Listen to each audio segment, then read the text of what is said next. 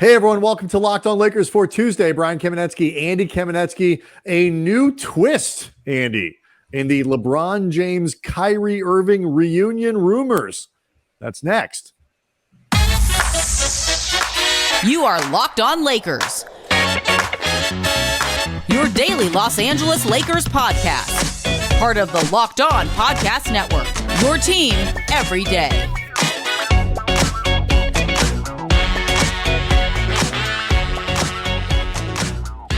Thanks to everybody for making Locked On Lakers your first listen of every day, Monday through Friday. No matter how or where you get your podcasts, it's always going to be free. It's never going to be behind a paywall. And Locked On Lakers on YouTube is where you can go to hang out with over 17,000 rabid Lakers fans, subscribers, hanging on every bit of information they can get on the purple and gold. Of course, we do the best we can to provide as much context as we possibly can to all these things. Love to see your questions and comments. They will fuel this show throughout the off season. In particular, please make sure to leave questions and we will use them on the show. We look every day for good stuff that we can use in the broadcast. I want to let everybody know that today's episode is brought to you by Prize Picks. First-time users can receive a 100% instant deposit match up to $100 with the promo code Locked On. That is prizepicks.com, promo code Locked On.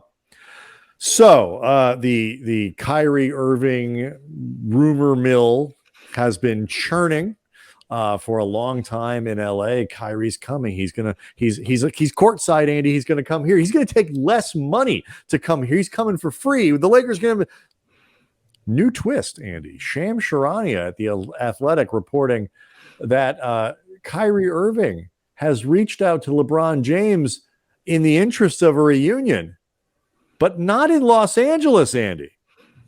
In Dallas. Yes, this tweet from Shams: Kyrie Irving has reached out to Lakers star LeBron James in an attempt to see if James would come to Dallas. Irving is a free agent this offseason. I had the same reaction that I saw a lot of other people on Twitter. I thought this was a fake Shams. Like, I'm actually clicking on this, and then I'm clicking again, and then I'm clicking a third time because I'm like, there is no way in hell this is actually true. And I heard like Zach Harper from The Athletic, Tom Haberstroh over Meadowlark Media, like a bunch of people are like, this has to be the world's great. Like, somehow this fake Shams account got the exact same amount of followers as the actual Shams, because things are going weird on Twitter these days, Andy. You never quite know what people are up to and how they might be gaming the system. Yeah. And then Chris Haynes, from Bleacher Report, is adding some context to this, that this is my favorite part of it. He's confirming the reports, also acknowledging, and we'll get into this, that forming a LeBron, Kyrie, Luka Doncic big three in the new era of the CBA, or frankly, any era of the CBA, would be very difficult. It could require... the only one that this could have worked is in the era before there was a CBA. Maybe it might have worked then. Yeah, it might have required a different sport to make it happen, a different league. But slam ball. That it could require LeBron and Kyrie to both take big pay cuts. But the easiest, reading right now from Chris Haynes, and he notes, the unlikeliest path to adding LeBron James in Dallas this offseason would be for him to orchestrate a buyout. I don't know the exacts of how a buyout works when you have a player option for almost $51 million in 24-25 that season. I don't know if that counts towards the buyout or not. I just know LeBron has almost $47 million coming to him this year. Stranger things have happened, I guess. I don't count on LeBron not many taking a buyout. I mean, forget the fact that I don't think the Lakers will offer him one. I don't expect him to take one if they did. Yeah, I mean, look, if they offered to buy him out for, say, 45, maybe he'd do it. But like, new graphics, we can see we have a nice rundown here of other stuff. You know, we're going to talk about. We'll get to Frank Vogel. Some leftovers from Monday's show that Andy wanted to get into, some important things of Frank Vogel being hired in Phoenix and how that might impact the Lakers. But regarding this, I think it's fascinating I found it fascinating for a number of reasons, the least of which is the idea that it could actually happen. The idea that LeBron James could end up in Dallas by any stretch. And I say this because you mentioned the buyout. The buyout is one way the Lakers. It is wildly impractical because beyond the idea the Lakers would just buy out LeBron James so he could go play for a rival within the conference and receive nothing in return, by the way. You mentioned, Andy, the buyout. I'll read from Jovan's story. Jovan Buha from the Athletic. Any player who is bought out could technically be picked up on waivers, but that team would have to be able to fit in the player's entire salary. In this case, James is $47 million on its cap sheet, not just the amount he agrees to in the buyout, meaning the Dallas would have to create enough space to absorb LeBron's full value of his contract. It would also require James to take a steep discount. The Lakers would have little or to no incentive to have dead money on their cap sheet, and then sign in Dallas for far less than he would have been making. James has as you mentioned, a $50.1 million player option for the 24-25 season, which he would forfeit. In this scenario, Irving would also have to take a significant discount. So everybody's taking a haircut to make this happen. So that means it's not going to. The second possibility is, okay, well, maybe there's a trade that you could work out. Andy, so I was scrolling through, this thing's got my attention. I'm looking through Twitter and I'm seeing things. And we all know the fake Woj trap. I thought this was a fake Shams to begin with. So you've seen the fake, we all, oh my God, there's a trade and it's fake Woj and he fooled us. And then you have to you retweeted it and then you have to undo it and all that kind of stuff. And so some guy tried to do that with the fake Woj, and the trade was so bad. LeBron James has been officially traded to the Dallas Mavericks for Reggie Bullock, Davis Bertans, Tim Hardaway, and 3 first-round picks, which, by the way, the Mavericks don't have. LeBron gets his wish, and so does Kyrie. Wow. My favorite thing about this is everything is so fake. Even the picture of LeBron kind of does look fake. Yeah, it looks fake. It was so bad and so ludicrous that LeBron would have been traded for that package that even this fake Woj thing had 4 retweets. It's been up for 2 hours. It had gotten no traction. That's how awful this is. And so when you break this down, and we'll do this next, one of the things that is really interesting about this is when you start to break down why a trade doesn't work, why the Lakers couldn't, do something like this even if they wanted to, and why Kyrie Irving, Camp Kyrie, at least in my opinion, is clearly behind the rumor here. It says a lot about next season. It says a lot about what the free agency market could look like, and this whole prospect of LeBron and Kyrie being reunited. So we'll do that next. Locked on Lakers is brought to you by Game Time. And years ago, some friends of mine and I, we went to go see LL Cool J in LA at the House of Blues. Really last minute. We weren't sure how to get tickets. So we went to a scalper and he sold us fake tickets. And we ended up getting into this concert through some total luck. But after that, I'm like, I will never go through a process like that again. And you don't have to, because Game Time exists. It's why I love them. They are the fast and easy way to buy tickets for all the sports, music, and comedy shows and theater near you. And with killer deals on last-minute tickets and the best price guarantee, you can stop stressing over the tickets and start getting hyped for the fun. Low price guarantee, event cancellation protection, even job loss protection. The Game Time guarantee means you will always get the best price. And if you find tickets in the same section or row for less, Game Time will credit you 110% of the difference. It is the fastest growing ticketing app in the country for a reason. Buy tickets in a matter of seconds, 2 taps. Tickets go directly to your phone and you're set. So snag the tickets without the stress with Game Time. Download the Game Time app, create an account, and use the code LOCKEDONNBA for $20 off your first purchase. Terms apply. Again, create an account and redeem the code Locked On NBA for $20 off. Download Game Time today. Last minute tickets, lowest price guaranteed. All right. So one of the things that is quite instructive when you start to go through and figure out, LeBron, Rob Pelinka, he says, I want to go to Dallas. I want out.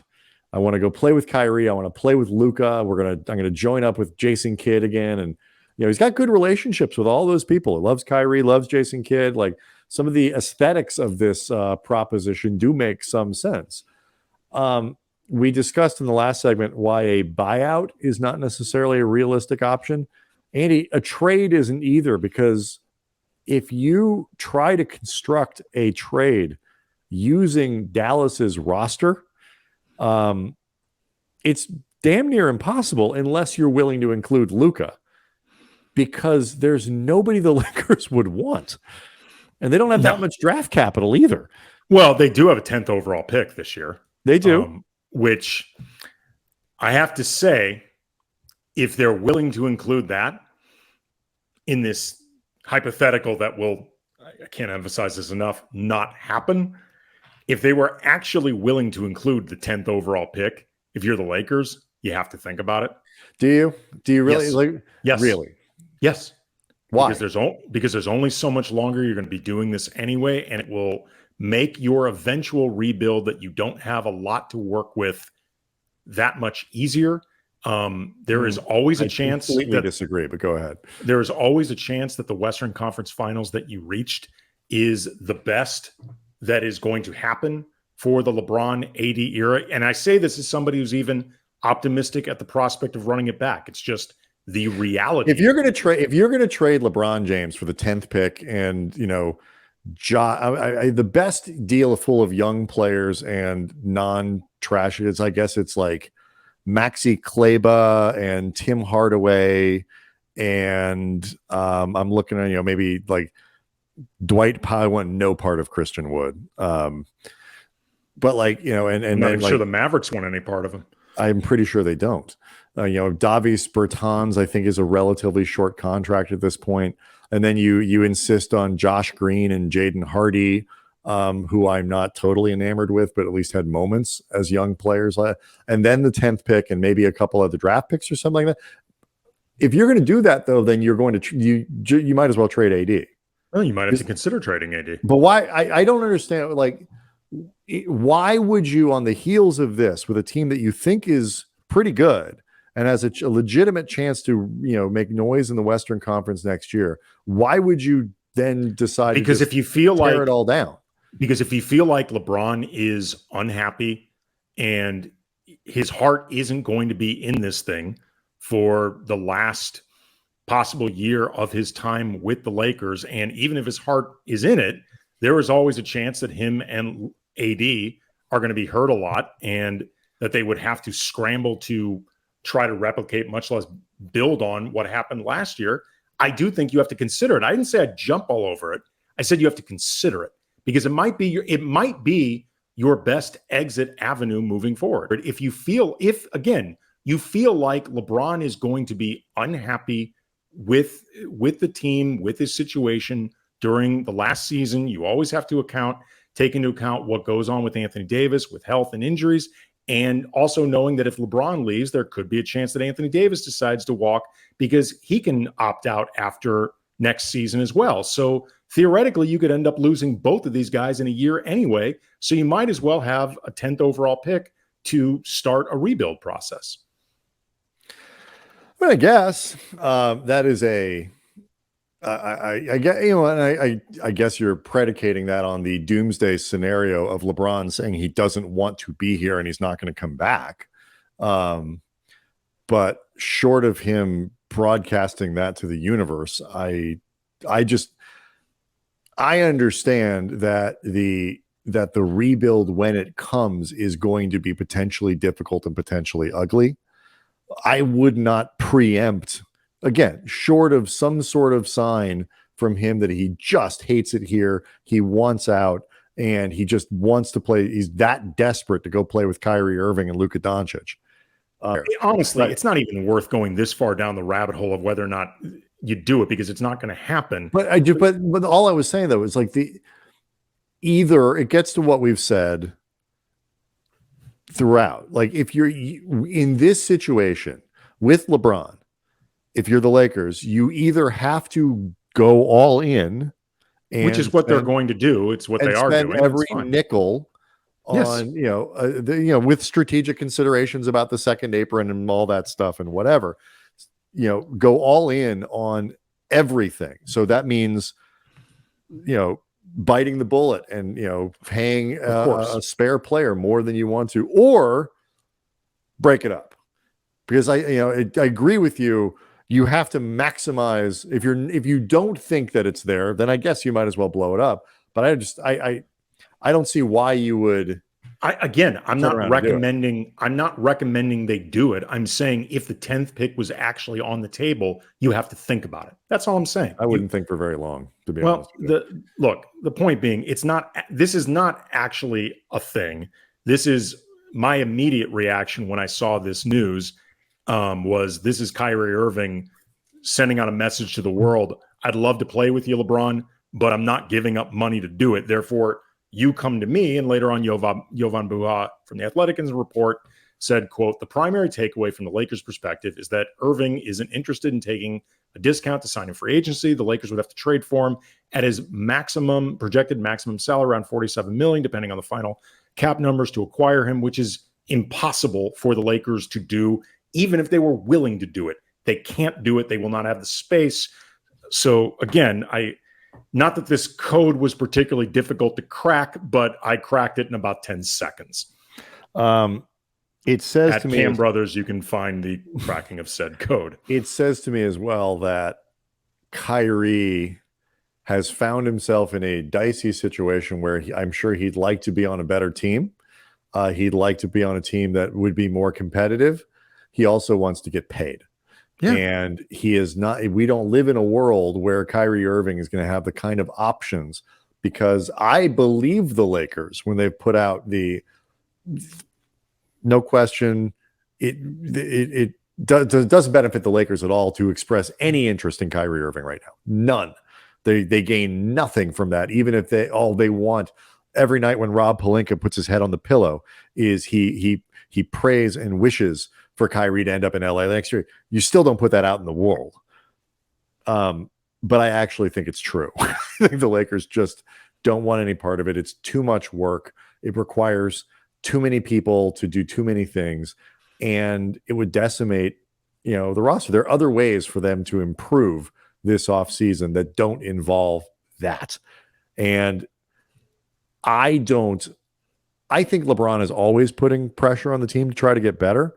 I don't see a link, unless the reporting changes. I don't see a link between the retirement talk or any of these other things and go get me Kyrie Irving specifically.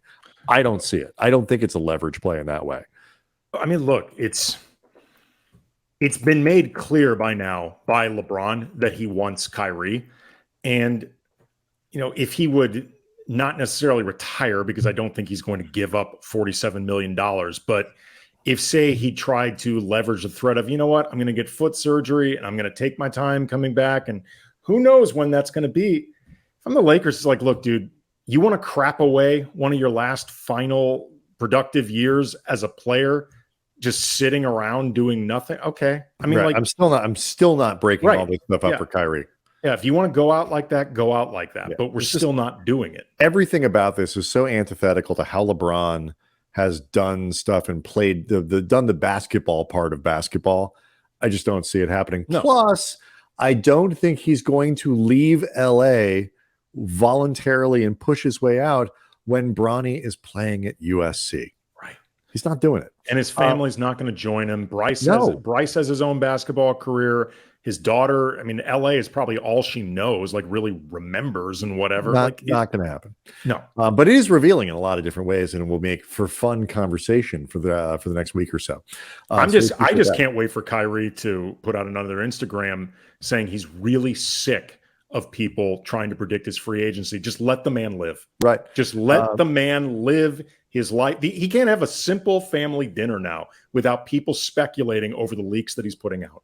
But keep an eye out, though, for some really fun 3-team trades that will be popping up on Twitter and NBA, Instagram, and where the all these things fun. The possibilities for fun are endless. Andy, on Monday's show, we spent a lot of time talking about Frank Vogel going to Phoenix, what that does for the Western Conference, what that does for the Pacific Division, what that might do to the Lakers coaching staff. There was a big point, though, that was left on the table that we didn't get to about this situation, and you wanted to elaborate a little bit more, so we'll do that next.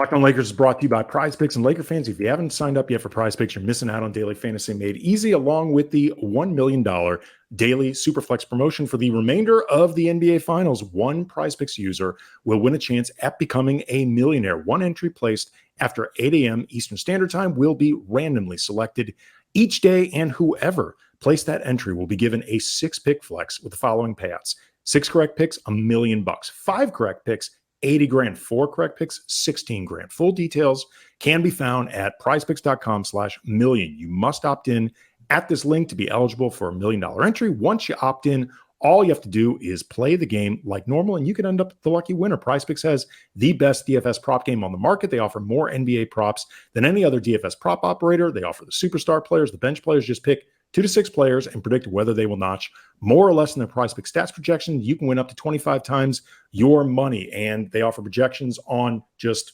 everything sports has to offer. So download the PrizePicks app, go to prizepicks.com, sign up, play daily fantasy sports. First-time users can receive a 100% instant deposit match up to $100 using the promo code Locked On. Again, don't forget the promo code Locked On at the sign up for the instant match. If you are not playing PrizePicks, you don't know what you're missing.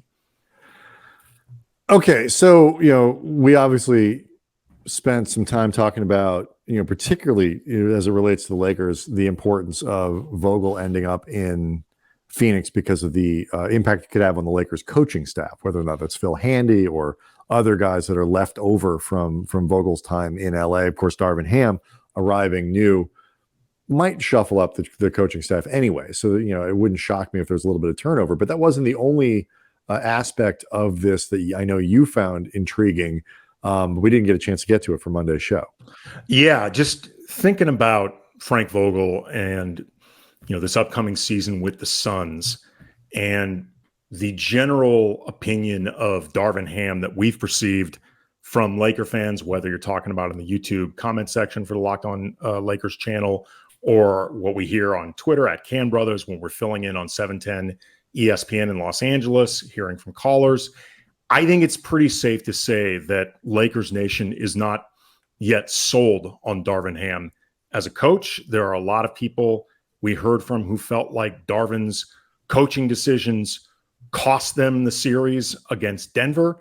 I don't believe that was true in its entirety, but I said many times, I think his game 1 lineup actually played a massive role in them losing the game and put them in a terrible bind from pretty much opening tip onward. The rest of the series, I think, largely was just Denver was way better.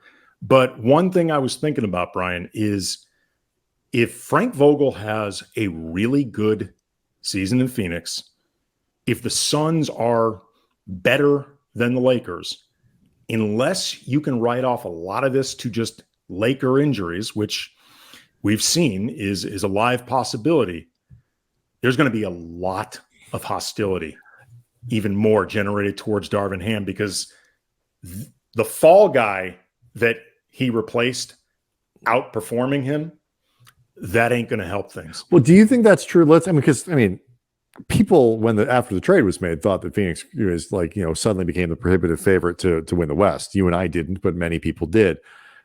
Let's say the Suns do a decent job building out the rest of that roster this offseason. So you go in with Booker, presumably, DeAndre Ayton actually could be on the team next year because I think he will be. Well, the only reason he wouldn't be not the only a reason he wouldn't be is because he actually is a good trade chip. And he is, but were I to guess, Frank Vogel wanted to coach. He might have. No, he might have. Team in part because he wanted DeAndre Ayton. He likes bigs. He might, but I'm just saying it was assumed that Ayton would be gone because his relationship with Monty Williams was toxic, Right? And that wasn't going to work anymore. Monty Williams is gone, and therefore, Ayton can come back. He still could get traded, but but that's not my bigger point.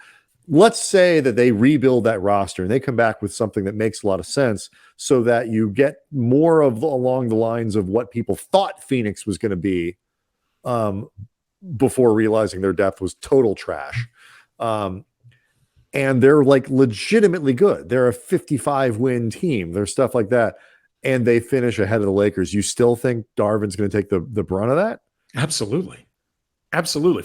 Brian, it's adorable the way you're trying to apply this nuance, but that ain't the world that we live in, Jack. Like that's not how things work. For Frank Vogel was a transparent fall guy in a lot of what happened in his final season with the Lakers. That is not to say that he was blameless. No, because when you say a fall guy, the Lakers practically put two hands in the small of his back and shoved him. Yeah. He was set up to fail from the moment they gave him a pretend extension. Right. And look, in a lot of ways, I think he was set up to fail from the moment they hired him because I don't think they were ever fully committed to Frank Vogel to begin with. But the Laker fan base is not sold on Darvin Ham. That is obvious. Frank Vogel is a championship winning coach with far more experience than Darvin Ham. And even with some of Frank Vogel's own shortcomings, namely he's never been able to consistently put together a team that is even just moderately good offensively. It doesn't really matter who's on the roster. I still feel like, and maybe I'm wrong, maybe I'm underestimating the fan base, but I'd like to think I know them pretty well. They're going to look at the situation in Phoenix and say, that's the guy that still should be coaching this team. And in the meantime, we're stuck with a guy that is still learning on the job while we're supposed to be in the most win now of win now modes. And it's funny too, because, we mentioned they're keeping Kevin Young in Phoenix. He's really thought of as a really good offensive mind, as they're making him the highest paid assistant in the league. On Monday, they also brought in and spent a lot of money on David Fizdale, another former Lakers head coach. They're spending a ton on that supporting staff there for Vogel, presumably to try to shore up his shortcomings. But I mean, all of this reminds me, like you and I love to tell this story, like our dog growing up, Chip, mom hated that dog. He got so annoyed with that dog and the problems that the dog caused and this and that, and was constantly talking about getting rid of the dog and all of these things. Now she thinks back on the dog, just loves that dog. What a wonderful dog that is. That's the situation Lakers fans would be in with Vogel, because that last year, nobody, even while recognizing, like you say, that it wasn't a fair hand he was dealt, everyone still wanted him gone. And so I will find it kind of ironic, at the very least, that Lakers fans would then hold up Darvin Ham to Vogel as like this example of how Ham is a failure and the Lakers got it wrong again by letting Vogel out the door.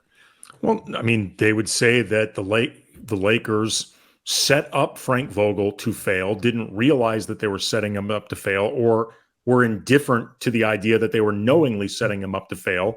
And now they are stuck with a guy who isn't as good as Frank Vogel. I'm not talking about necessarily reality. Mm-hmm. I'm talking about perception. Let's say you're right, though. How much does that noise matter? Let's assume the Lakers are performing at a pretty, at a rate that is broadly what you would expect whatever roster they roll into to perform next year. But Phoenix is just doing better. How much does that noise around Ham matter?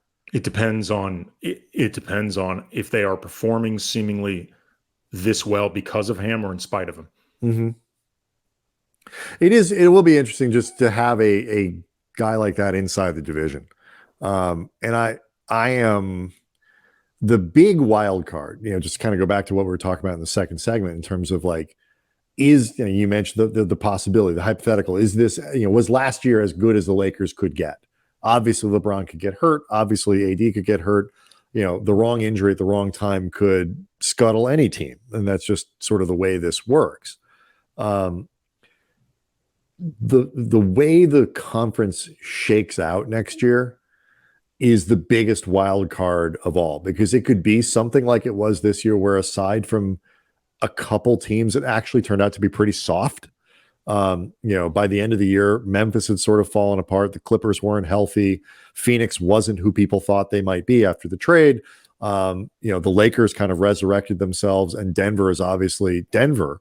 But the conference was not good by historical standards, or it could very quickly revert back to what it's been in the past, which is 10 teams that are all, capable of winning 50 games. And it's way too early to figure out where things are going to land.